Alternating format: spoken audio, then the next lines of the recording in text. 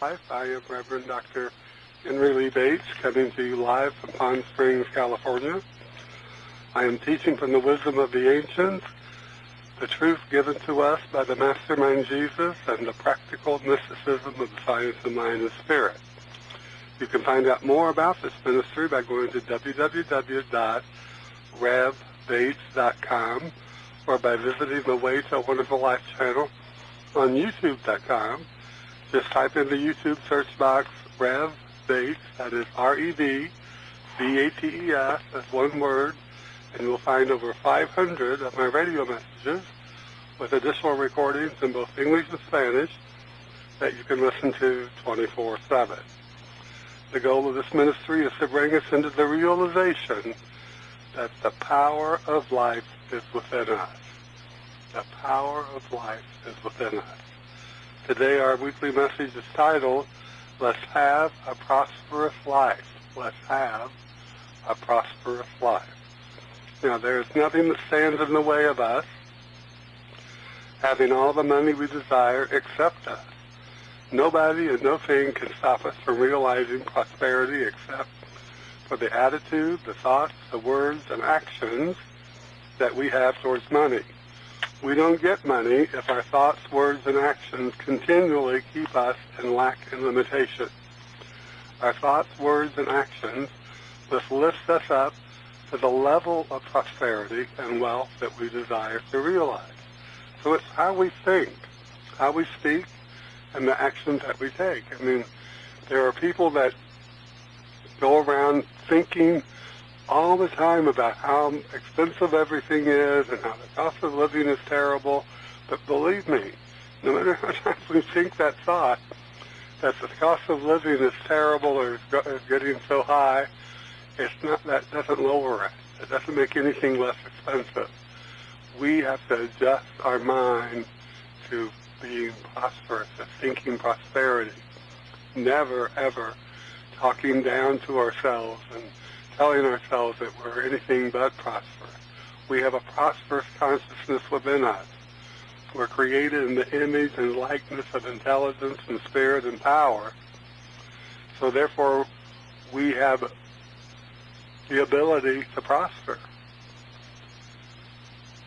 So our thoughts, our words, and our actions must lift us up to the level of prosperity and wealth that we desire to realize. And this does not mean that we spend what we do not have, or worse yet, go into debt. What we must do is never allow ourselves to think of ourselves as poor or financially challenged. Our prosperity is not a thing of condition. Dr. Holmes tells us in the science of mind and spirit, and this is true. Nor is it a thing of law over which we have no control. He tells us, our prosperity is dependent on one thing, and that is our belief. And as we believe that we are prosperous, our thoughts and words will be aligned with this belief. If our belief in prosperity is wavering, then our thoughts and words will be aligned accordingly to our wavering, The truth of spiritual prosperity is that we must stay consistently and constantly in the spirit of prosperity. In other words, we must use our mind and double think. We must think prosperity at the same time as we balance our checkbook and pay our bills. We must double think that we never have less no matter how much we may be paying out. We must double think and realize that our belief in our prosperity attracts to us prosperity, not the things that we do or the conditions in which we live and work. We must constantly hold an awareness that our prosperity is not dependent on persons, places, or things. It's dependent on our faith. And this faith must be centered in the principle, it is done unto you as you believe. Now that's a quote that people attribute to the Mastermind Jesus. But there's also a quote in the Old Testament, or the Torah, that tells us, as a man thinketh, so he is. So as a man thinketh, as a woman thinketh, so, we know man, woman, just as a human thinketh, about their relationship to prosperity or to wealth or to poverty or indebtedness. that's where they're going to be. The thought occurs first, the idea in our mind that we hold in our mind about ourselves will always demonstrate itself. It always will. It would be kind of freakish if it didn't. Now, Myrtle Fillmore in her book, How to Let God Help You, writes, your prosperity comes through you instead of to you. And if it seems not to come, that is because you have thrown up a barrier that prevents its unfoldment through your consciousness. So as we look at these words from Myrtle Fillmore, we find that the barriers to our good are within our own consciousness, never outside of us. These barriers enter our mind from our judging by appearances. And this is the reason we find ourselves in situations of financial lack, loneliness, unhealthy, and unemployed. Our mind is so fixated on the appearance that we forget to identify with what we need to be rather than letting the appearance dictate who we are. We always have more than we see. There's always more than the appearance they give evidence to, even if we find ourselves in the midst of the appearance of being broke. There is something beyond that idea of being broke that we can identify with in our consciousness. And what do I mean here? Think about it. If our mind is filled with our desire to be prosperous, we will not let the appearance tell us who we are. A prosperous consciousness contains a desire to be fulfilled. And as we identify with this desire, we are not identifying with being broke, and the barrier to our prosperity is eliminated. I mean, think about all the famous people. There's some not so famous who have declared bankruptcy multiple times because they didn't have that idea yet in their mind of how to gain wealth and hold on to it. A lot of wealthy people in Chapter 11, because they're so caught up in what's going on that they can't think of the next idea that allows them to expand their business. Chapter 11 just holds them in limbo. It's like they're bankrupt, but they're not bankrupt.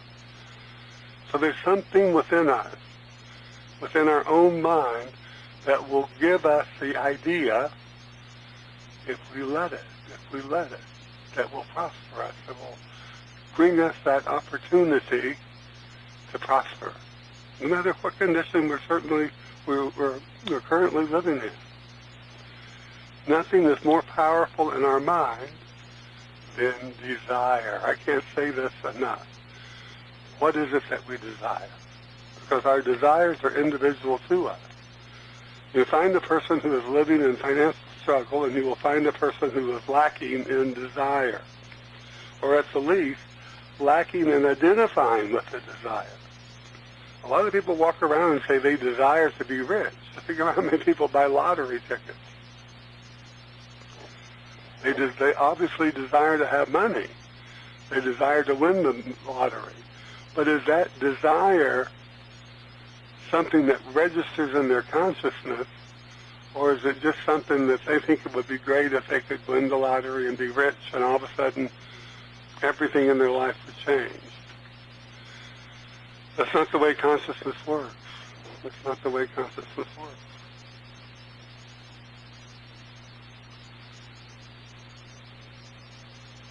Our desire to be prosperous is more powerful than any situation we find ourselves in.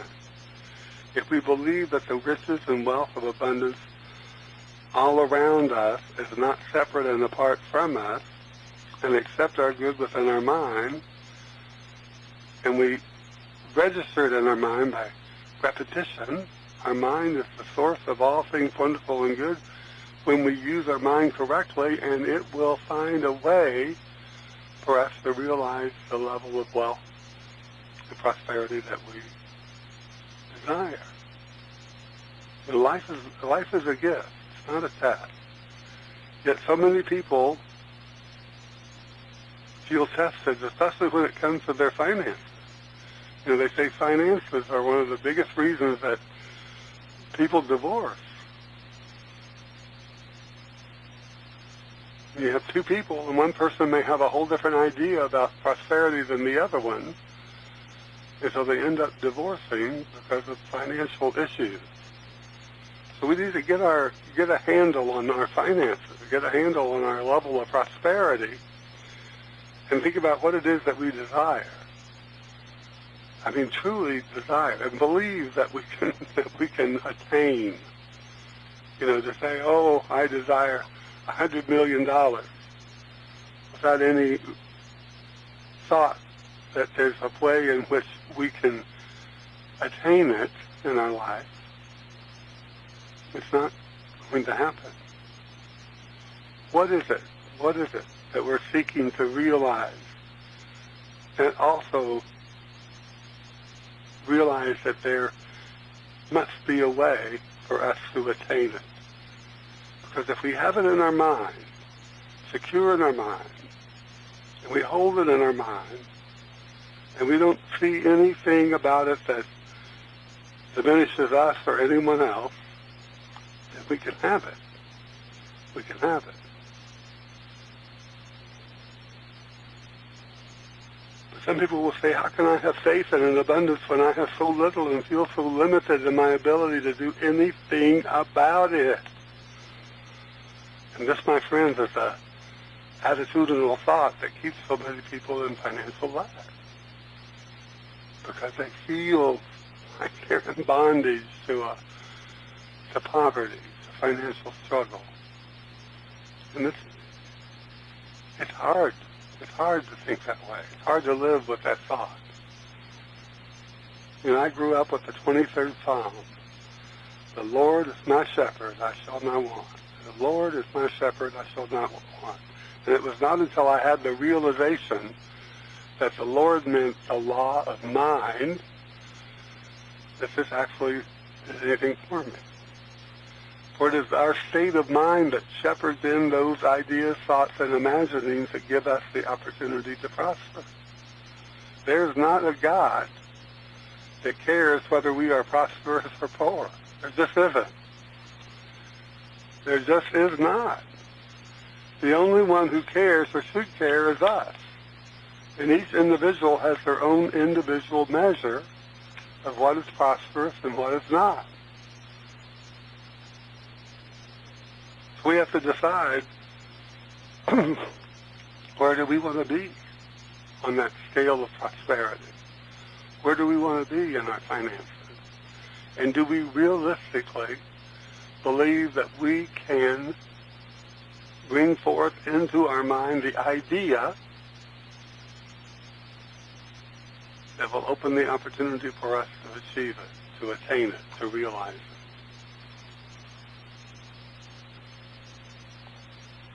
Let's look at these words from the great Dr. Robert Bisser. He was the founder of the Hollywood Church, which was one time was the most prosperous churches in its day. It wasn't the biggest, but it had the most money. He didn't have 3 services a day. He only had one, but he had the most money. From Dr. Robert Bisser. He was my first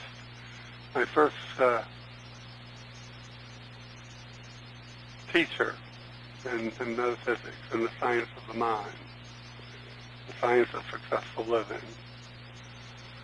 He wrote, "Decisions give life meaning. Your growth is the result of your conscious decisions. They represent how you are directing your creativeness. Adjusting yourself to situations over which you have no control does not bring spiritual growth.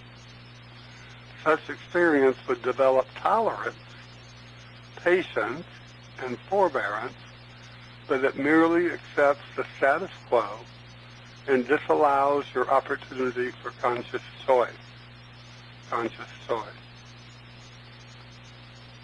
Now, so many of us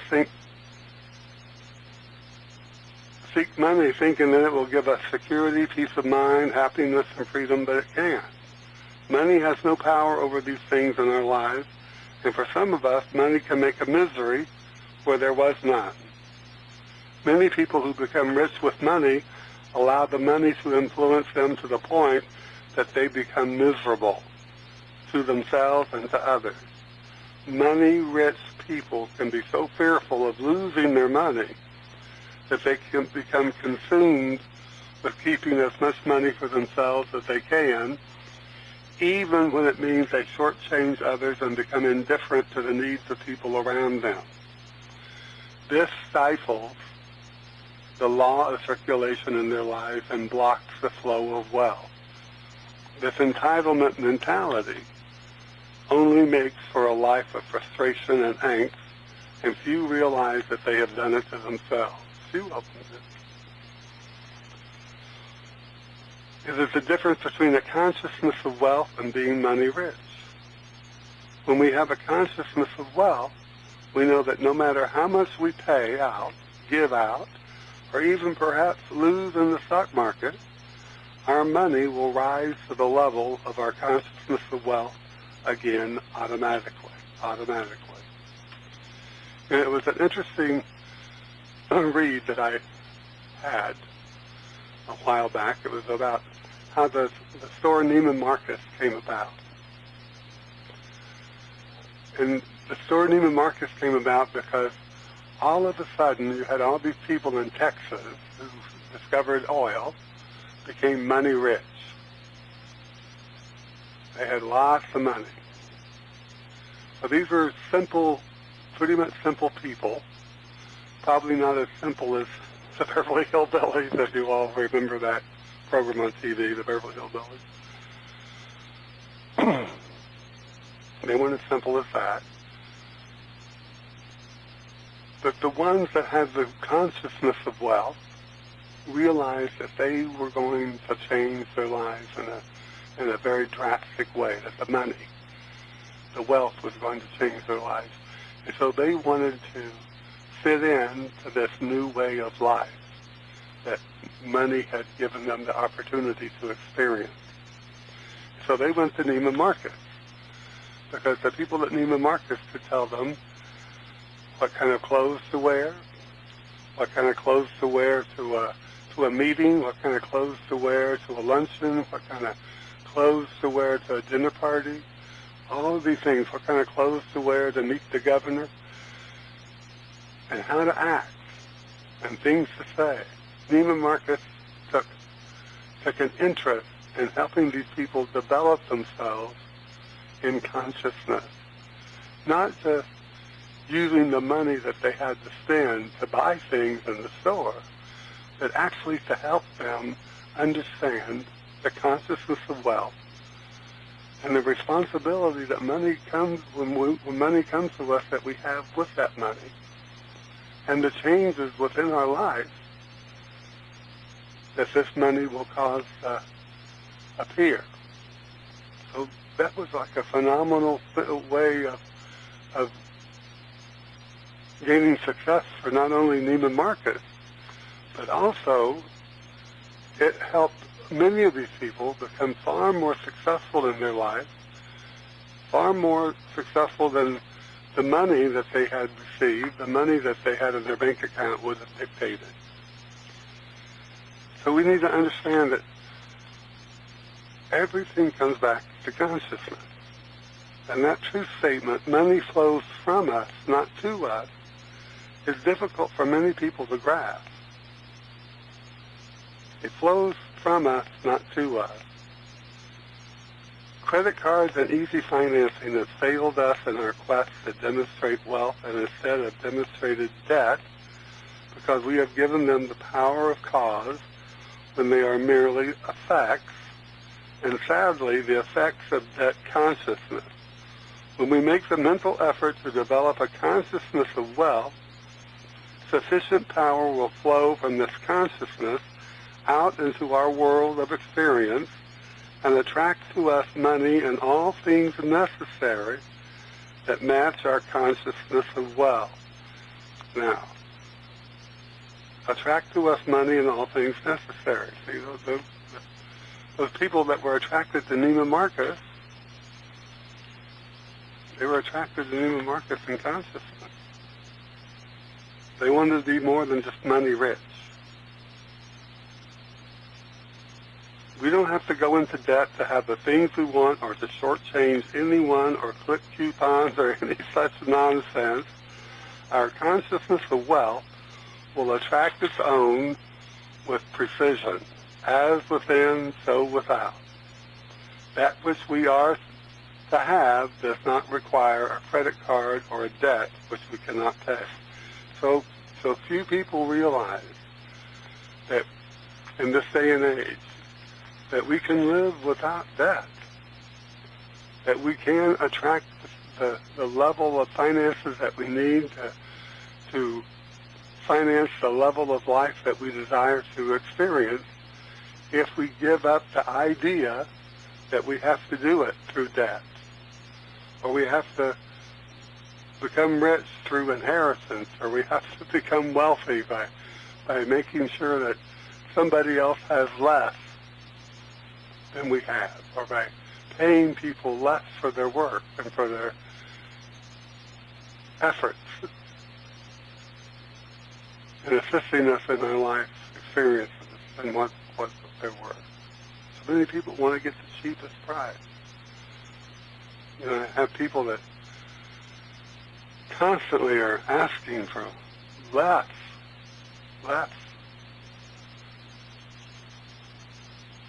than what they are expecting to receive. You can't expect to receive quality work. You can't expect to receive the best and yet pay for something that is to pay at the rate of something that's deficient. You know, you don't go to Neiman Marcus and expect to pay the same price that you pay at Walmart. You can't compare the two. The same thing happens in consciousness. What is the level of consciousness that we desire to attain? Because we must get it into our mind, who we are in comparison to those good desires that we have. How does that good desire fulfilled change our life, our outlook on life, the way we see life, the way we see other people, the way we see ourselves? We must understand those things.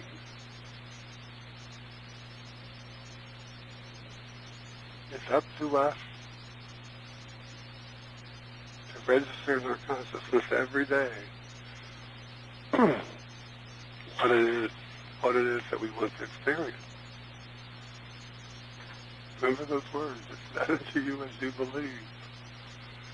As a man thinketh, so he is. I think one of the most powerful statements on prosperity came from the mastermind Jesus in the parable of the talents, when he said, he who has much will have even more still, while he who has little will lose even the little that he has. And he's talking about consciousness. He's talking about the measure of prosperity that we carry in our mind, the measure of wealth that we carry in our mind that is a part of who we are. Wealth is not separate and apart from us. If we think that, then it will always be separate and apart from us. There are so many people going around thinking that other people have the money, and they don't. I had somebody tell me one time, well, what does it matter? This is a millionaire. He's a millionaire. What does it matter if he gets all this money or not, if he pays more for something? And I thought, it's not about him. It's not about his wealth. It's about how we think of wealth, how we think of not only our wealth, but other people's wealth. It doesn't matter how many billions Jeff Bezos has.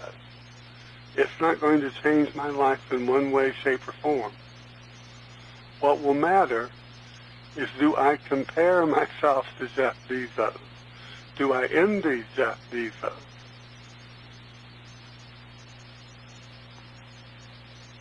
How many people envied him when he was building Amazon in the garage of his home?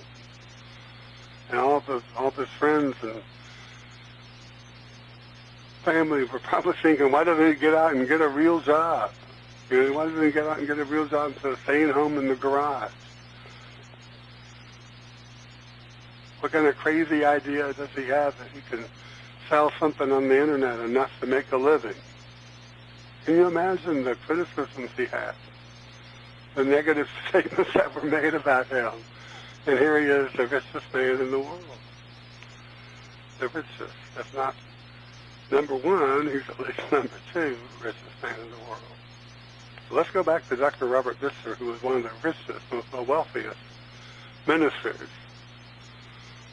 in the he actually passed away in the 1990s. But he had one of the wealthiest churches. He left that church with millions of dollars. He writes, decisions give life meaning. Your growth is a result of your conscious decisions. They represent how you are directing your creativeness. Adjusting yourself to situations over which you have no control does not bring spiritual growth. Such experience would develop tolerance, patience, and forbearance, but that merely accepts the status quo and disallows your opportunity for conscious choice. Disallows your opportunity for conscious choice. In other words, when we put it in our mind that things are beyond our control, that there's nothing we can do about it, that what it is what it is,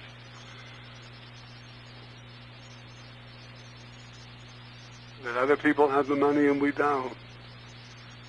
We have created that barrier, that brick wall that's going to separate us from the good things in life. So let's open ourselves up. Let's go beyond building barriers in our mind. Let's build opportunities in our mind. Open our mind to the good. Open our mind to the wonderful. Open our mind to those things that bring us joy. Open our mind to those things that make us feel good about life. As within, so without. As within, so without. And there's that follow-up statement that says, if you don't go within, you'll go without. Remember, go within to the kingdom of God, or the kingdom of good in your mind. Make a decision on realizing that good desire of your heart, no matter what it's for, no matter what level or measure of wealth you desire to experience. See yourself having it, being it, doing it, living it, experiencing it. Don't tell anybody else about it. Keep it between you and the power of your mind to bring it to pass in the right and perfect way and in the right and perfect time. Allow yourself to experience it within to such a great degree, persistently and consistently, until it must unfold in your experience. And it must unfold in your experience in the most wonderful way. Do that for yourself. Free yourself from any barrier to wealth. Free yourself from any barrier that causes you to choose something based on conditions, to choose something based on that which does not fulfill your desires for that greater good. Say to yourself, and say it often, good and more good is mine. Everywhere I go, I see this good. I live it, I accept it. I let it come through me, to me, in the most powerful and wonderful way. And I thank myself for being open and receptive to this greater good. Knowing that in this moment, I can say, I have so much